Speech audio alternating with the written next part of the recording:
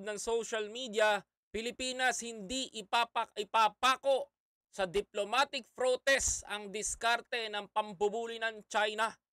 Ayan, sagot ng Kongreso. Sabi pa dito, pinag-aaralan ngayon ng Kongreso para irekomenda sa executive. Ayan, executive ba talaga? Executive. Ayan mga kababayan ko, executive branch ba to? Ano executive mga kapatid? Ito pa, sabi pa dito, dagdag lang natin mga kababayan ko. Standby lang po kayo. Ayan. Sabi pa dito mga kababayan ko, ayon kay House Speaker Ferdinand Martin Romualdez, maraming pamamaraan para tapatan ng Pilipinas ang pambubuli ng China. Bukod sa diplomatic protest, for one, we can give what our Coast Guard, Navy needs right away. Ayon kay Speaker Martin Romualdez, tama po yan. Talagang bihisan ninyo. Diba? Tama po yan. Tama na po na bihisan ng ating mga, ang ating mga sundalo. Diba? Total naman po, may budget na naman po ang may budget na naman po ang ating AFP modernization. May budget na po tayo, may nakakabili nga po tayo ng ng mga gamit budget pa kaya ng mga sundalo. Ito dagdag pa niya, another is allowed to our allies and patrol the West Philippine Sea anytime para masiguro ang malayang paglalayag ng natura sa naturang lugar. Hindi ginagambala ni Inuman. Correct! Di ba mga kababayan ko?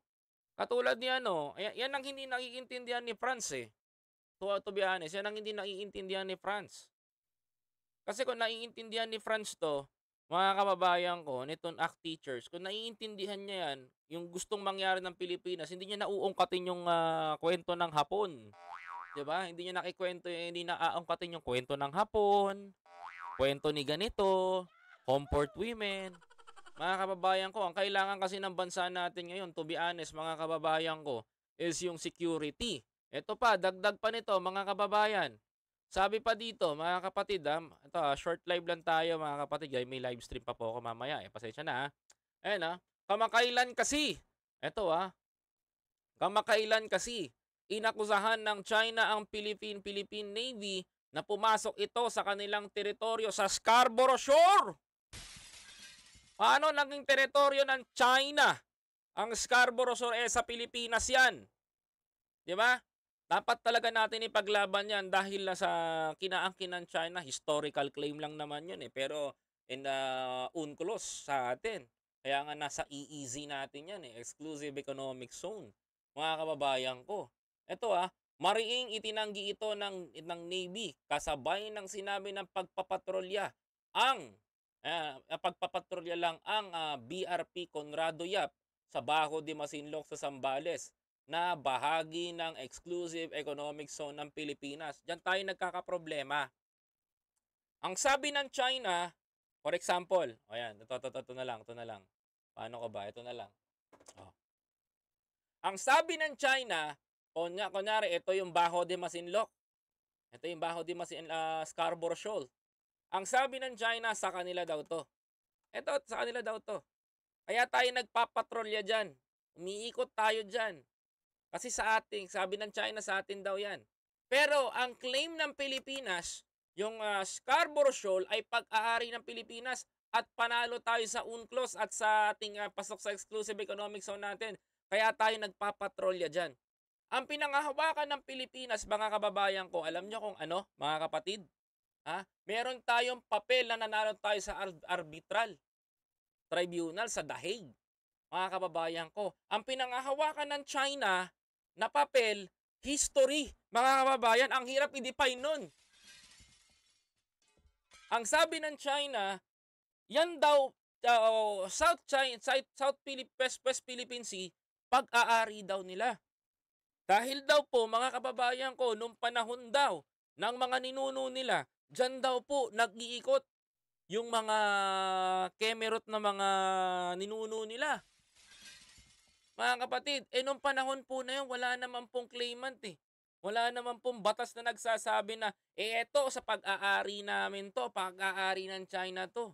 Wala nga pong ganun Ngayon na lang po nagkaroon ng Exclusive Economic Zone o EEZ, yang bansa natin. Kaya ngayon sinasabi ng China napakalabo. Ang layo ng China, almost ilang libong milya ang layo ng inaangkin nilang lupa. Gano'n katindi mga kababayan ko, 'di ba?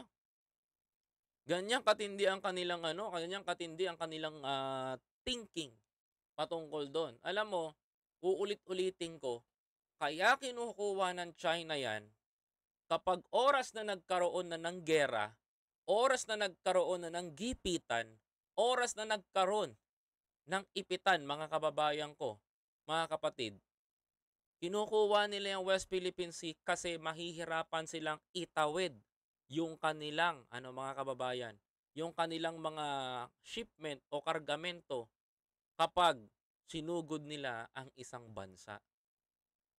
Gumagawa ang China ng passageway na mas mabilis, mga kapatid. Yan ang totoo diyan, mga kapatid. Hindi sila interesado sa langis. Hindi sila interesado sa langis kung anong mamimina diyan. Interesado sila saan, mga kababayan ko, na makadaan ng mga equipment nila diyan kapag sinugod na nila ang US. Tandaan niyo yan. China is preparing for a war. Hindi po basta-basta to mga kapatid. Ang China ay nagplano na anytime na pwede niyang paputukin. Hindi ba napapansin, mga kababayan ko? Ngayon po pwede mo nang ipambili ng langis ang yuan. Dati dollar lang, mga kababayan. Ngayon mga kapatid, pwede mo nang ipambili ng langis ang yuan. Sinasabayan na rin ng China ang US, mga kababayan. Ganong katindi. Ganon sila kalupit, mga kapatid. Kung dati, US ang pambili ng ngayon pwede ka nang bumili gamit ang yuan. 'Di ba?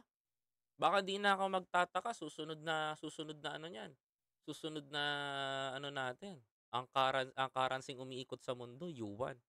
Alam ko ganyan-ganyan din yung plano ni FEM noon. Yung sinasabi nilang Mickey Mouse money. But se-separate ko ng topic 'yan, mga kababayan ko. Sabi pa dito, mga kababayan ko, kung titignan mo ang reaksyon ng mga tao sa ginagawa ng China sa West Philippine Sea, galit sila at gusto nilang mas matapang na hakbang ang gawin, sabi niya ni Speaker Romualdez. Kahit naman po ako, Speaker Romualdez, gusto ko talaga yung matapang na galaw. Hindi ko po kailangan nung pag-uwi nyo dito, nakakaawa po tayo. Bangon naman po natin ang bayan natin. Bangon naman po natin ang Pilipinas. Iahon naman po natin ang ating sarili. 'Di ba? Nakakasama nga po ng loob eh. Uuwi ta na ay nung napanood ko yung nung napanood ko yung panghaharas ng mga Chinese Coast Guard dun sa mga fisherman natin. Nakakaawa po. Hindi po basta-basta at hindi po biro 'yun. Imagine ninyo nakipaghabulan, ikutan ng ganyan para lang makawala do'n, 'di ba?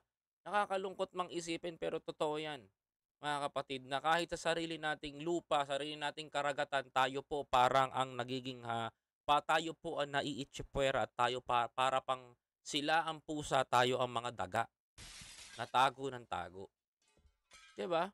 Sabi pa dito, aniya ibigay, ito pa mga kapatid, ibigay ang mga puwersa natin na nakikipag-cooperate dun sa kanilang pangangailangan tulad ng mga kagamitan gaya ng patrol boats na bigay ng Prime Minister ng Japan na si Kishida.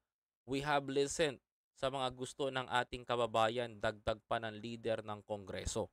Ayan mga kapatid, no?